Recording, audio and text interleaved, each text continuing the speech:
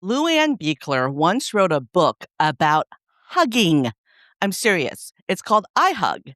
And with everything going on in the world right now, I think we could all use a hug. I'm Kandas Rodarte. This is Gratitude Geek, the podcast for Gen X women solopreneurs weaving gratitude into their business strategy. Welcome, LuAnn. Thank you so much. It's so exciting to be here. I love the topic of gratitude. Oh, thank you. And I love the topic of hugging. I really do think we need it right now. So tell the audience what you would like them to know about you. Well, let's see. I spent 15 years in what I'll call corporate America before I stepped out and started my own business and found this whole big world outside the bubble of the institution I worked in back then. And been doing my own business now for 16 years. Super excited to still be out here on my own. I did a lot of things in my business leading up to becoming a business coach. So I have that corporate background and management experience, then opening my own business and now coaching other people on how to run a successful business. And gratitude is key. All right. So how do you weave gratitude into your business then? So, first of all, I weave it into my personal life and who I am. And I am constantly making sure I'm saying thank you out loud in any situation. Walked out of a client's office this morning, and it's a gorgeous day here in Minnesota. We don't get those often. And I said, thank you for this gorgeous day. I love this weather. And I also do a meditation every morning in gratitude. Starts my day out.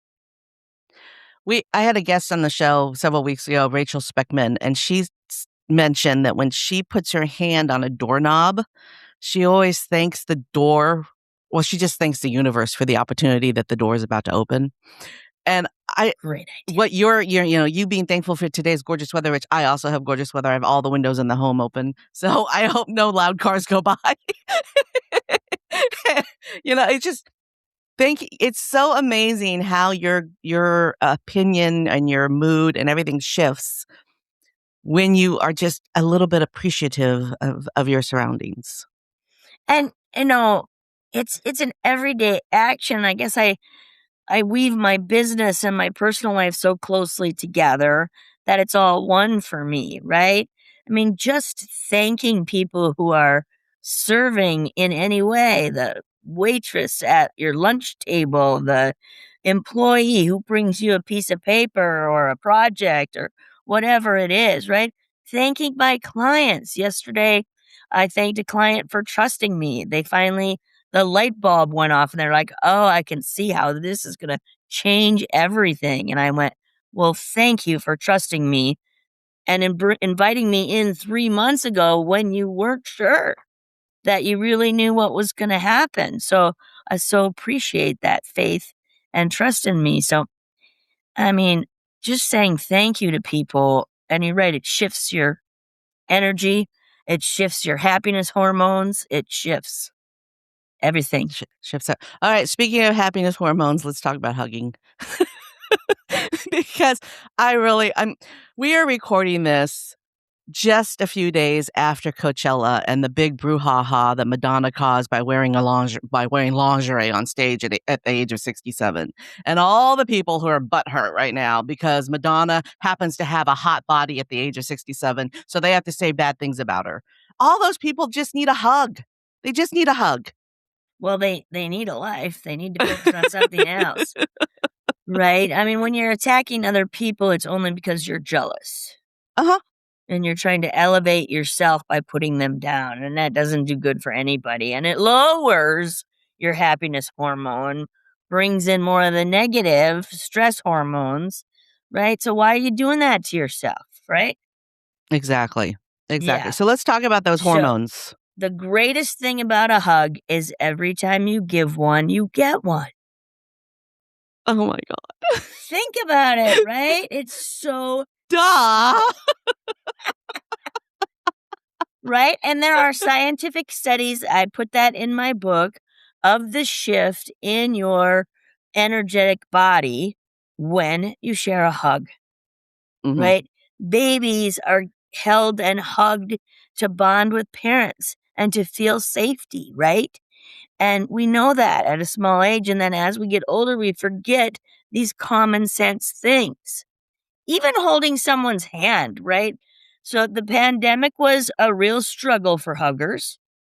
I walked around saying the struggle is real Mhm. because we're used to getting that human touch and Mhm. we couldn't do it. I really thought life was going to be okay because, oh, I still get to see everybody on Zoom. And then I felt the energetic shift in my body. Literally, right, in a day, could feel that nearly going into depression, Mm. feeling sleepy and drained. And because I am an extrovert and I feed on other people's energy, and you don't get that from a screen. You just don't get it from a screen. I do. I think it has to I think that it really has to do with personality types because I am if you're looking at me and you're talking to me and I'm on a stage or whatnot, you're gonna think that I am an extrovert. But as soon as it's over, I need to go hide, and sometimes I have to hide for 3 days. For me, Zoom is the perfect, buffer. Combination, It's yeah. a perfect combination because I can present my message and I can be high energy, and then I can turn it off and I can walk away. But you see that. However, you are correct about you needing physical touch. And I don't know how much you know about cats or what your thoughts are on cats, but I kind of feel like the reason why cats have become so important in people's lives in the last 10 years because there has been an cats have always been around, but I think in the last 10 years they've become really important because cats hug you. Dogs don't hug you. Cats hug you. I think they both do. And it depends. I think that animals energetically sense too. I'm not a cat person. The cats know that, right? That's true. Yeah. Yeah, yeah, They yeah. energetically sense that. And so there's all kinds of pictures on the internet of animals hugging, Yeah. right? Hugging each other. Yes, in their own ways, right? And Yeah. it's super powerful. It is a universal message of healing. So I say hugs heal.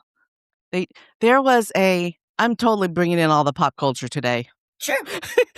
There was a chimpanzee in Asia that had been abandoned by its mother, and so the zookeepers gave it a teddy bear. Mhm. Do you know about the story? Mm-mm. Okay, so the zookeepers gave it a teddy bear, and it was all alone, but it had its bear, and it just loved on its bear. And eventually, another monkey in the enclosure gave this baby its first real hug, and it blew up the internet, y'all. It blew up the internet because even animals need to have that connection. I mean, Yes. I got 2 cats that they are peas in a pod. They can't be without each other, right? They just can't be without each other. They want to be with each other. So, yeah, we need that connection. We want to be with each other. We do need that connection, Candace. And I remember back in my corporate days when video conferencing started, and they told me I was basically a meeting planner. They told me that uh, in person conferences and meetings were going to go away because video conference just made it so more cost effective and eliminates travel and all of that. But the reality is that never happened.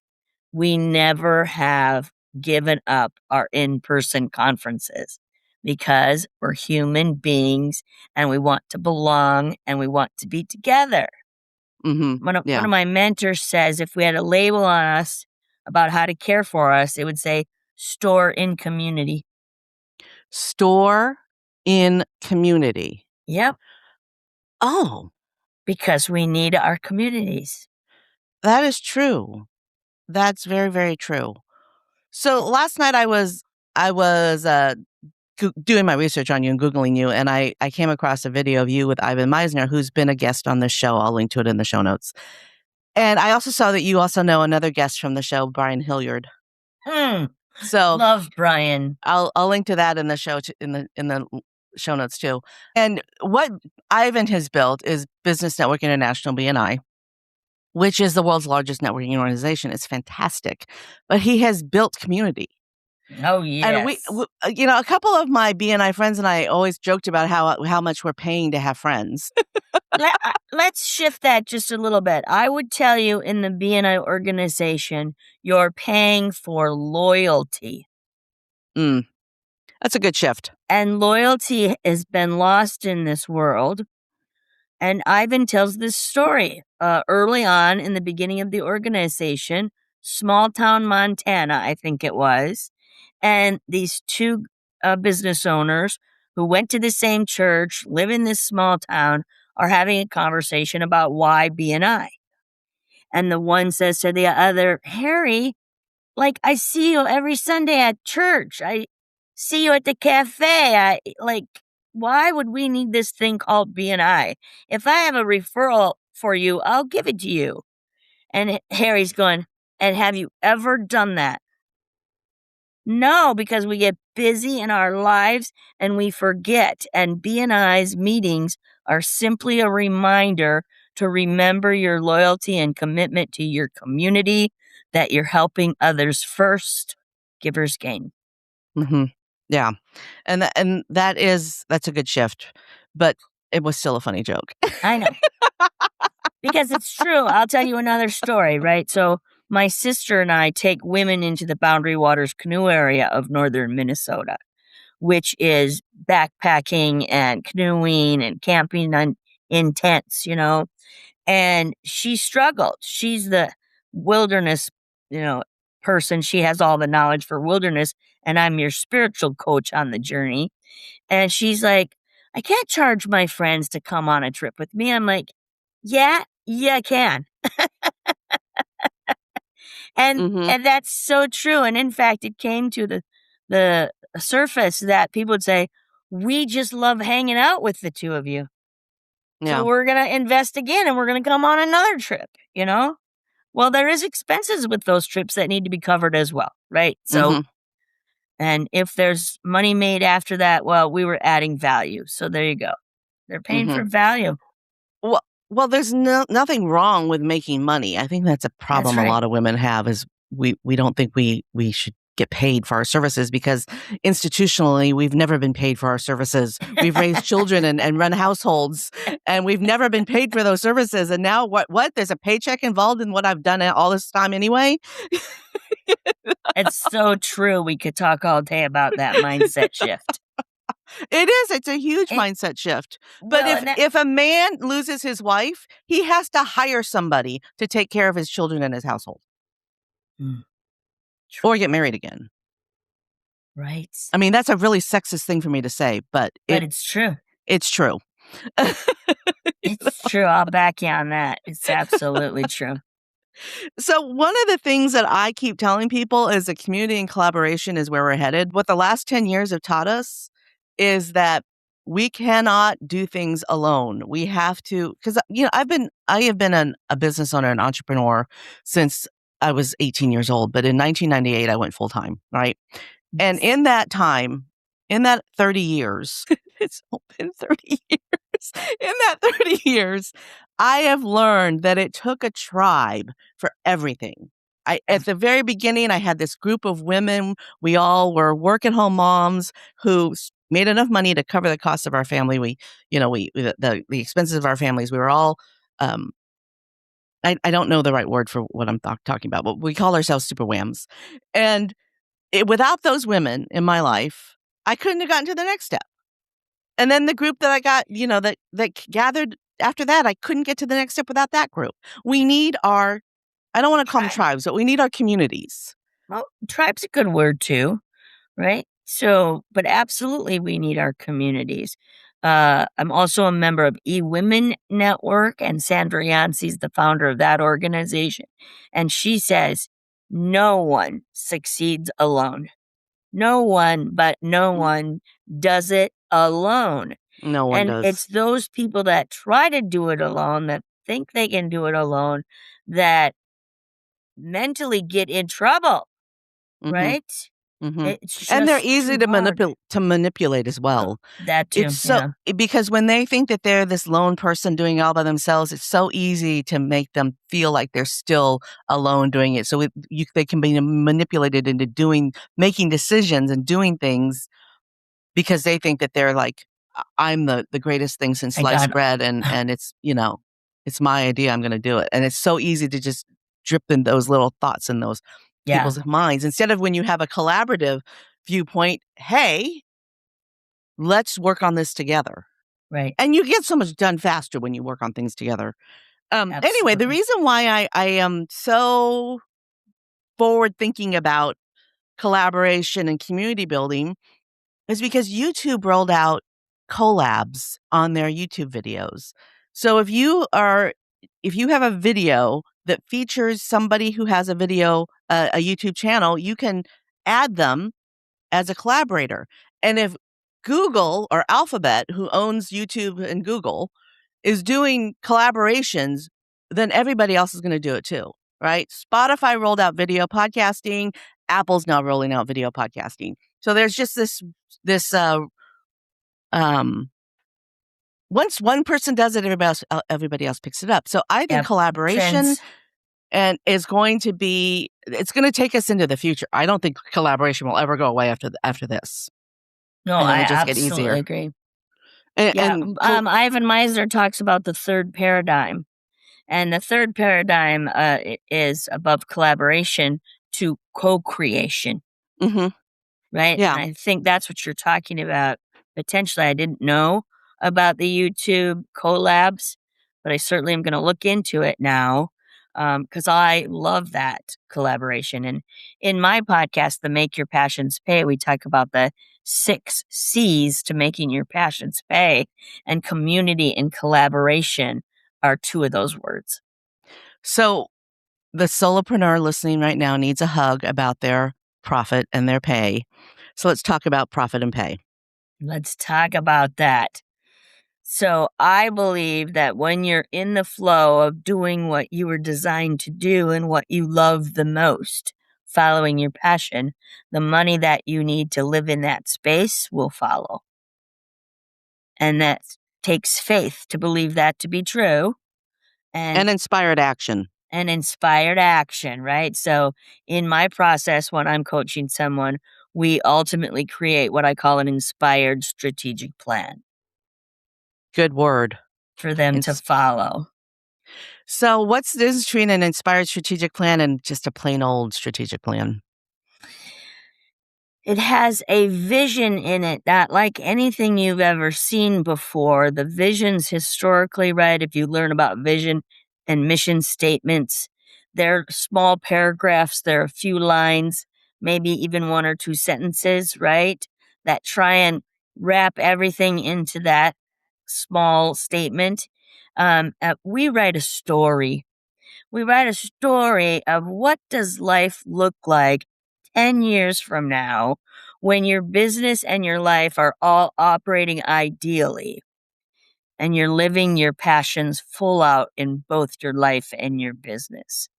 And that story is, I mean, I've seen clients come to tears because they're so emotionally moved by the story that's created. It's the inspiration. Now, we don't do an action plan for 10 years. No way, right? Because that, and a lot of strategic plans, they do that, right? And then walking it all the way out to the 10 years. But we chunk it backwards. And then the action plan that we do is only for the next year or two to start the momentum. So now we have to cast out this great, beautiful vision, which it's so far out there, it doesn't seem scary anymore. It seems awesome. And then we chunk it back to say, what do you just have to do now to start building to there? And pretty soon you're pushing the easy button. That's easy. I have been doing this long enough that we have survived economic downturns and yada, yada, yada. But in 2008, when we had the housing bubble crash, my husband and I had a custom furniture business and we made some tweaks and thrived. Like our best year ever was 2009. Love So it. when faced with a huge change or some sort of adversity, you have to figure out a unique and inspired way to get past it. And when the pandemic hit, I knew two people who did the exact same work, and one of them closed their business and the other one expanded. The one who closed their business is the one who couldn't get past doing Zoom meetings with her clients. She couldn't do them. And the one who thrived embraced Zoom meetings. Right. Because there's really no reason why you needed to meet in person to do the work that they did. Most of our challenges are right here. Mm-hmm. Right? There are mindsets or the monkey mind that's playing in your head that are distracting you. And there's our subconscious running programs behind there that you have to deal with and consciously choose. Mm-hmm. So during the pandemic, right, I consciously chose to look for the silver lining in everything. I can't hug people anymore, but what's happening? And I could see people playing with their children in their yards. I hadn't seen that for years, right? And put the smile back on my face. We're learning something from this pandemic.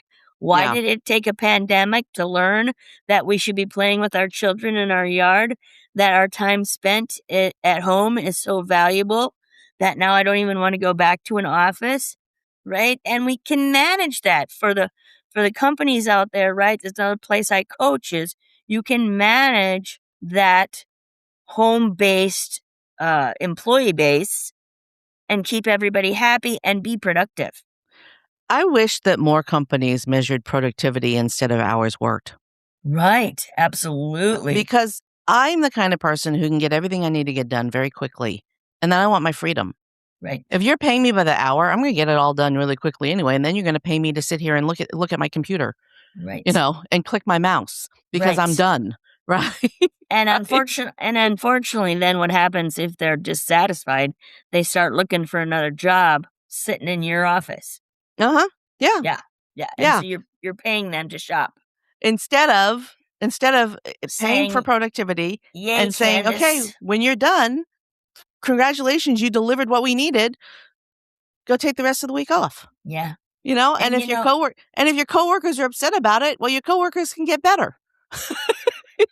Right. And actually what studies would show you is that the person that gets it done is likely going to go above and beyond before they still leave for their freedom. Because they want to make sure no one doubts them. Right. Yeah. Yeah, but that is an institutional shift in the way an entire world thinks. Right, totally is. And that paradigm is going to take a while. Yes, but I think we've begun it, and that's the exciting thing to me. I think we've begun it because we were forced into it from the pandemic, right? And so back to that point, the point is look at every situation that forces you to pivot, every challenge as what am I learning from this? There's something I'm supposed to be learning in this moment. What is it? Instead of, or po pitiful me, the world is falling, right? Chicken Little, the sky is falling. Instead of that mindset and attitude, it's okay. What's the positive I can do with this, right? And so, now what's the lesson? There's always a lesson. There's always a lesson. There's always.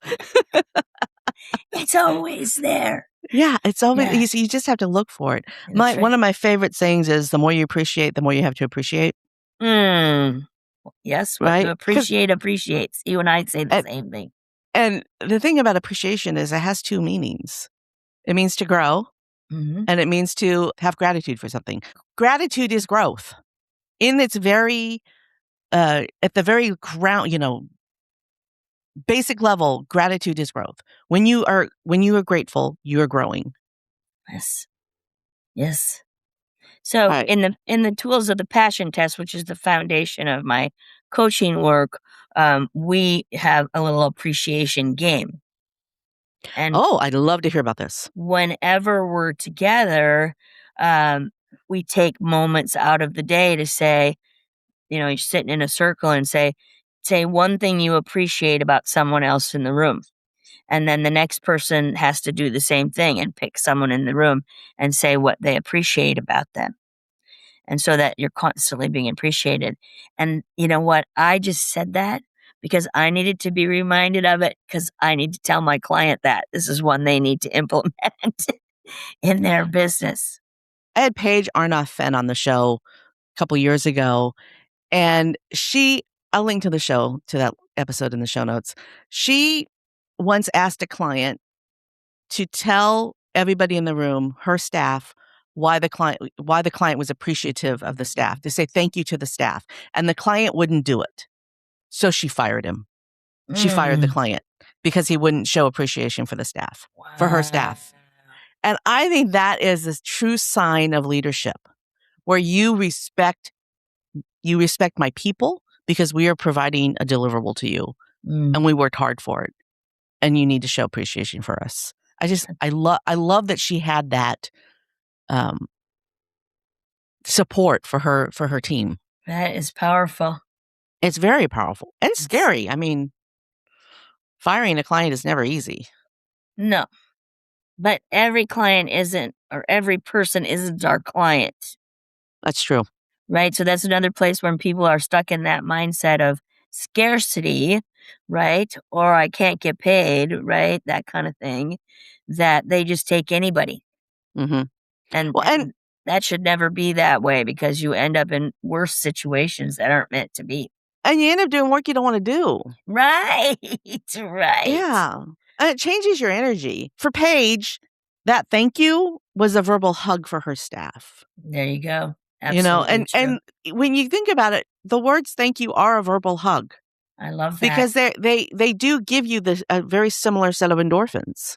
Well, and here's the other side of the coin, though. And when you fail to appreciate the value of gratitude and a simple thank you, it's likely that you're personally not a good receiver. And many of us are not good receivers. I don't know about you, but historically, if someone would give me a compliment, I would brush it off. Oh, no big deal. You know, that kind of thing. I'm just doing my job, right?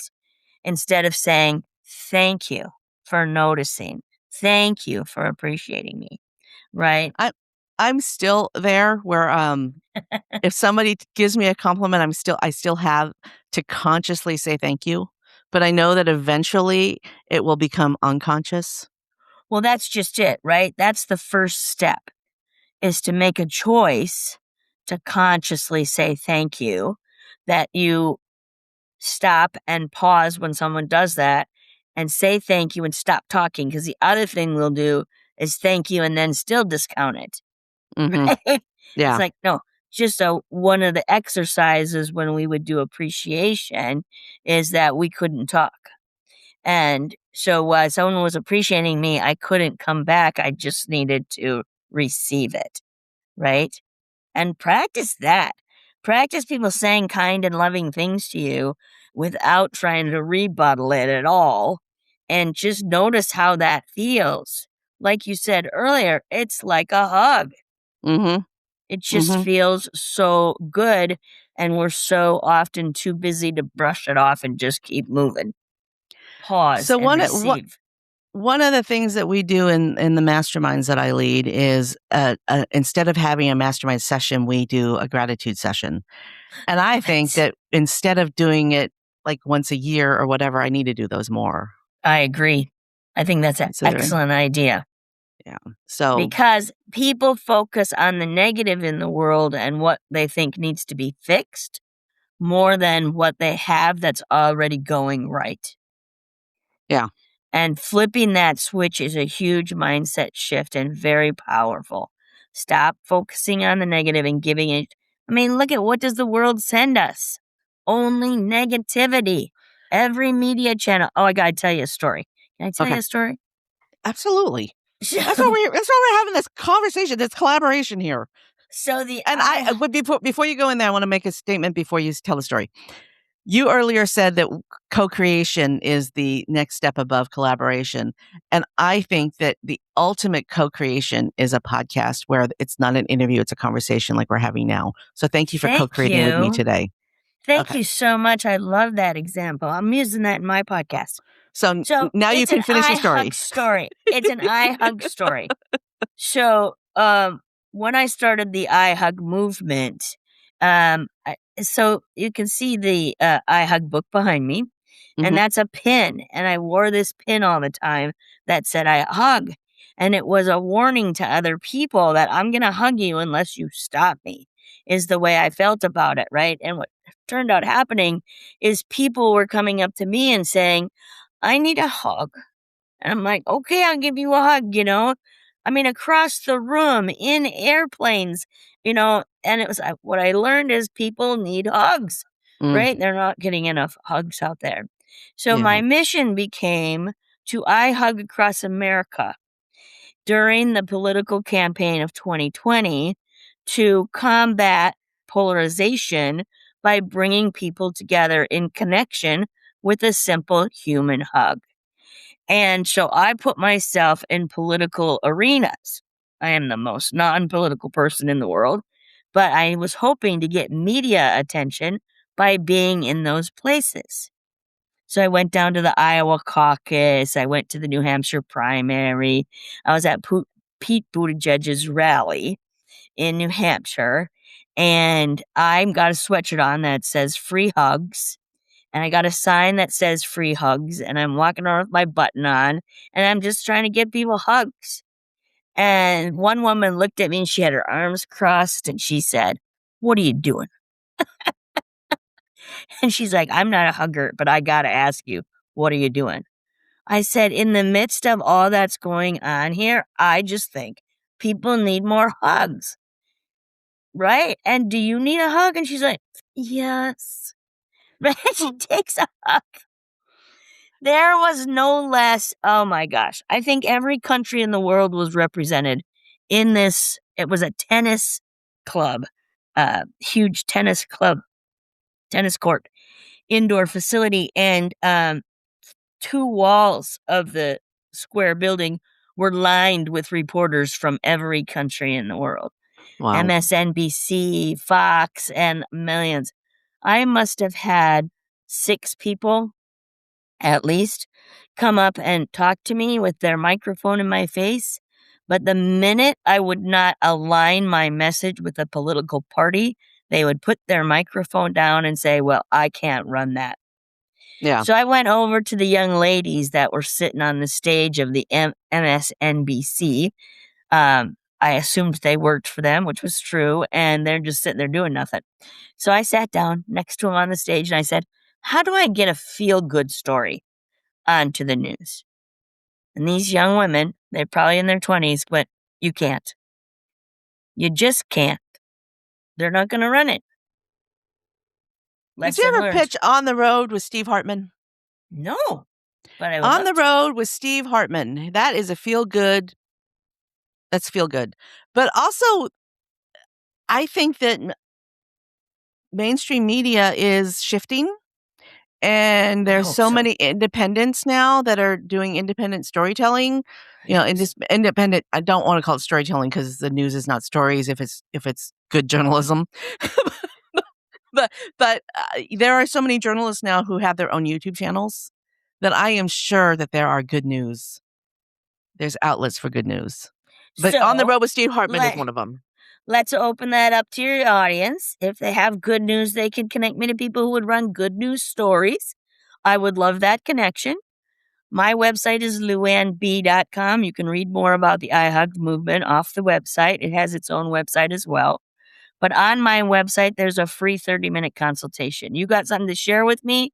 You want to connect, collaborate, right? Help build community around a hug movement? Please get on a call with me and we'll have a conversation. I love how you just self-promoted. Sorry. Women aren't very good at it. I know I'm not. I'm not at all. I just want a simple conversation with people. I'm not selling them something, right? I just want a conversation. I love to connect. And so if people has ideas, because really, of course, I got stopped in my tracks trying to iHug across America when the pandemic hit, right? Yeah. Shut down the whole concept, the whole idea. But you can pick And, up where you left off. and I pick up in little ways, but what I really would like to envision now is that there are groups in every state that are promoting iHug events or going to events. And I don't care if it's a concert or a political rally, but they're just going and giving out hugs because people need them. They do. And I cannot tell you how grateful I am that my father worked for the United States government, because I was exposed to thoughts and ideas and people that I would not have been exposed to if I had grown up in one town and only known that one town's culture. Yeah. Yeah, I so appreciate the life that we lived, even though we had to move around a lot. I appreciate the life that we lived and the people that I met. So, Awesome. yeah. Yeah, I would Okay. be the opposite. I lived in this one little town in Rochester, Minnesota for primarily most of my life. And I didn't see Asian people. I didn't see Black people when I was a youngster. They weren't here. Yeah, and that's so true of so many communities. Yeah. You know, it's so and it's not just it doesn't matter what your demographic is. If you live in a community where everybody looks like you, that's the only life experience you know about. That's right. When I was a Girl Scout leader, I made sure that my troop was multicultural and that we did things that many of the girls had never done before. Cool. I took them to museums.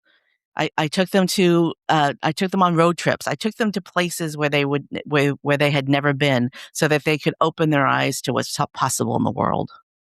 That's beautiful. Yeah, because that's what I had experienced, and I think it's so important. All right, Excellent. LuAnn, we've talked about a lot, but mostly we've talked about hugging. Is there anything that you wanted to talk about today that you didn't get to talk about yet? I'm just enjoying the conversation with you, Kandas. It's been fun. And I love the hug and gratitude conversation. And I wanna live in a world where hugs are okay, where people are comfortable reaching out to hug one another. And if the button is what it takes for people to know that it's okay to hug me, then that's what I'll do. I'll wear it. I love that. And 15, 20 years ago, we all got along with each other just great. And then we get this political divide. And I really think that a movement like iHug is what's going to bring us back together. Because, y'all, we used to like each other even if we voted for different people. But now, if you vote differently than I vote, we can't get along. And that's... It ends relationships. It's terrible. It's stupid. It's really stupid. And So if you agree with Kandas and I, reach out. Right? Yes. We'd love to have a conversation. The only way to spread a movement is to get more people involved. That's right. So please get involved. The more you hug, the more people you have to hug. The more people you hug, the more hugs you get. The more hugs you get. I love it. I love it. LuAnn Buechler, this is your moment of gratitude. For whom or what are you most grateful? I am grateful for all the connections I have in this world that I call family. My BNI family, my Transformational Leadership Council family, my eWomen Network family. I mean, I am just surrounded by communities that have collaboration opportunities in them that I'm just so blessed and so grateful. Thanks for tuning in to Gratitude Geek, the podcast for Gen X women solopreneurs weaving gratitude into your business strategy. Our theme music is by Rev Brock and Soul Lily. I've been your host, Kandas Rodarte. Stay groovy, my friends. Stay groovy.